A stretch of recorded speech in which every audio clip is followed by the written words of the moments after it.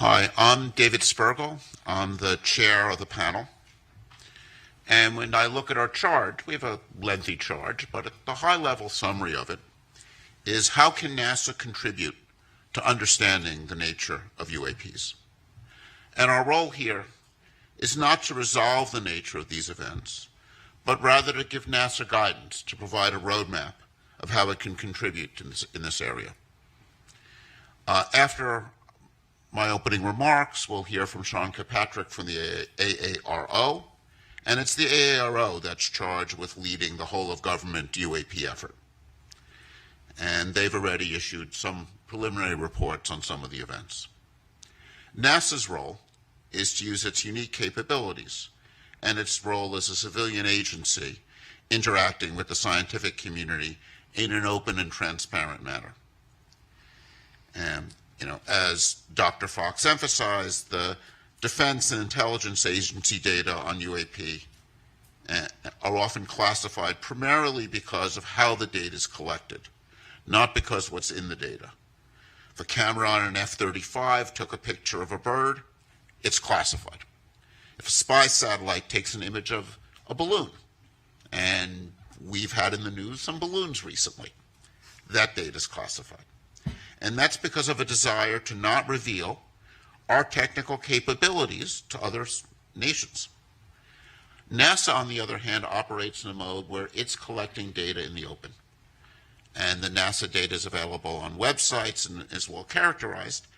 And because of NASA being the civilian agency studying air and space, it has a special role to play. And I see our charge primarily as helping identify for NASA ways it could play that role and contribute to understanding. We've gone through a preliminary data collection stage, and to summarize some of the things that we've learned, the current data collection efforts regarding UAPs are unsystematic and fragmented across various agencies, often using instruments uncalibrated for scientific data collection. And if I think about the data that people have out there, it's in many ways what we'd like to think of as citizen science. But again, it is uncalibrated data, poorly characterized, not well curated. And we face, looking through this data, a significant background, a background of many of these events are commercial aircraft, civilian and military drones, weather and research balloons, military equipment, ionospheric phenomenon. We need to characterize how, when the data is taken, when it sees events like this first. The current existing data and eyewitness reports alone are insufficient to provide conclusive evidence about the nature and origin of every UAP event. They're often uninformative due to lack of quality control and data curation. To understand UAP better, targeted data collection, thorough data curation, and robust analyses are needed. Such an approach will help to discern unexplained UAP sightings, but even then there's no guarantee that all sightings will be explained. Another challenge in this area is what we call stigma. There's a real stigma among people reporting events. And despite NASA's extensive efforts to reduce this stigma, the origin of the UAPs remain unclear, and we feel many events remain unreported.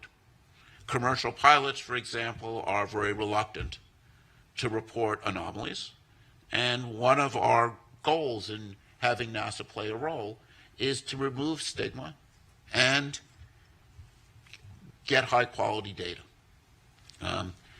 In fact, if I were to summarize in one line what I feel we've learned, it's we need high-quality data.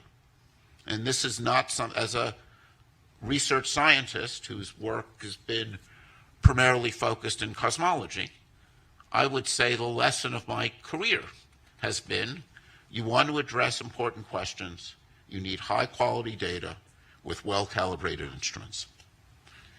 So let me now introduce the agenda. We're going to hear from a number of experts who will be presenting up to lunch. We'll then break at 12 for lunch, from 12 to 12:30. At 12:30, we'll resume, and we'll have presentations by members of the panel on some preliminary ideas for discussion. And that will be a period of time for some open discussion by the panel.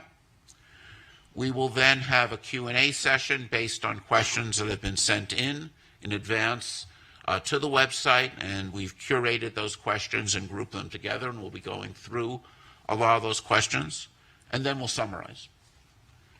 And then over the subsequent couple months, we'll work on putting together the report, and as Dan said, we're aiming to make a public report available, we hope, by the end of July.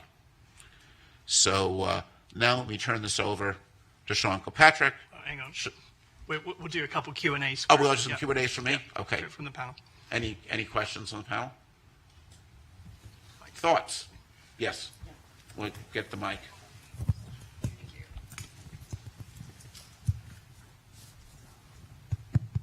Yeah. So one of the things I think Dr. Fox said was looking at the release of data, very important for our study, when it's high quality.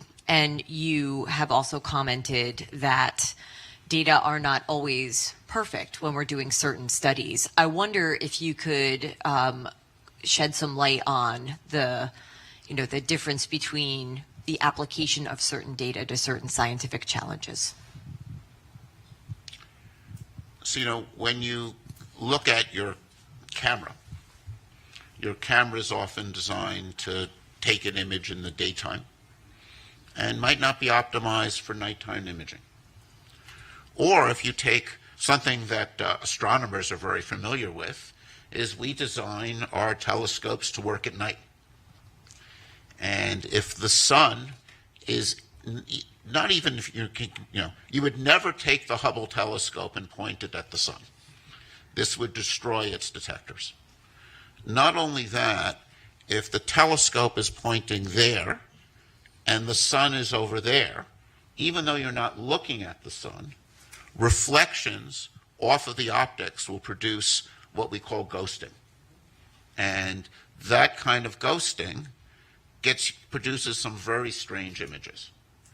And this, one of the many things we need to worry about when we see unusual things taken from a camera is, even if you're pointing the camera there, was the sun over there?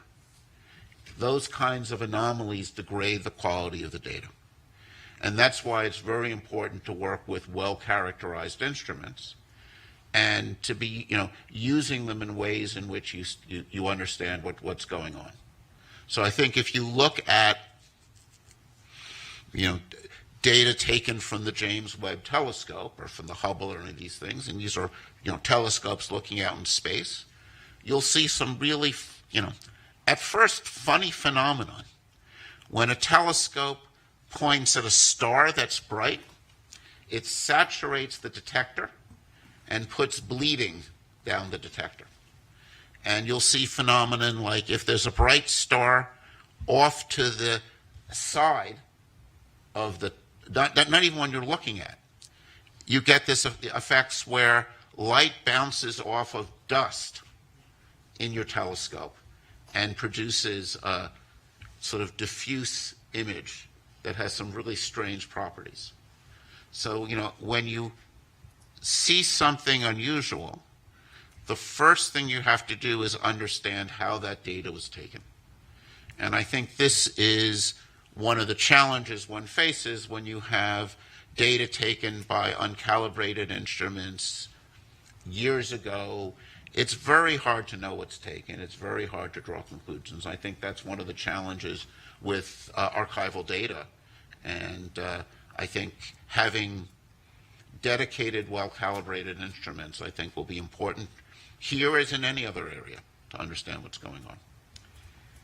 So, David, anomalies are so often the engine of discovery. Maybe you could say a quick word about high-risk, high-reward research in your field of cosmology and how you see that impacting the UAP study as well. So, An area that comes to mind is fast radio bursts. And the Shaw Prize was just announced yesterday, awarded to the discovery of fast radio bursts. And these are these bursting signals that go off all over in space. And it's an interesting story because some of the bursts were real and are fascinating, and some of the bursts, there was a series of bursts observed by this observatory in Australia, and they had really strange structure, and people couldn't figure out what was going on. And then they started to notice a lot of them bunched together around lunchtime.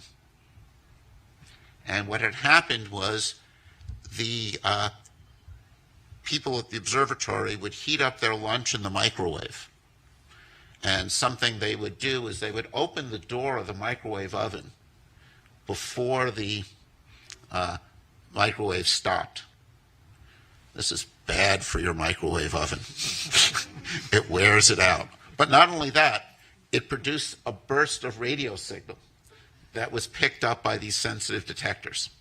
So this, I think, is an interesting lesson. Some events end up being something unusual and conventional, but some events with these FRBs turn out to be these powerful explosions which are taking place at cosmological distances.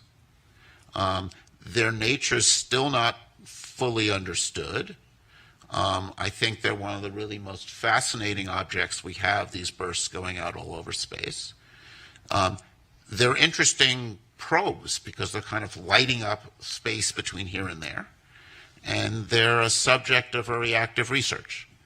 And if one looks at the history of these FRBs, at first they were discovered, not believed, then finally confirmed, and they were discovered by instruments that were very sensitive but not optimized for this. And now what we're doing is we're optimizing instruments and optimizing software to look for these events. And it's often these surprises that turn out to be most interesting.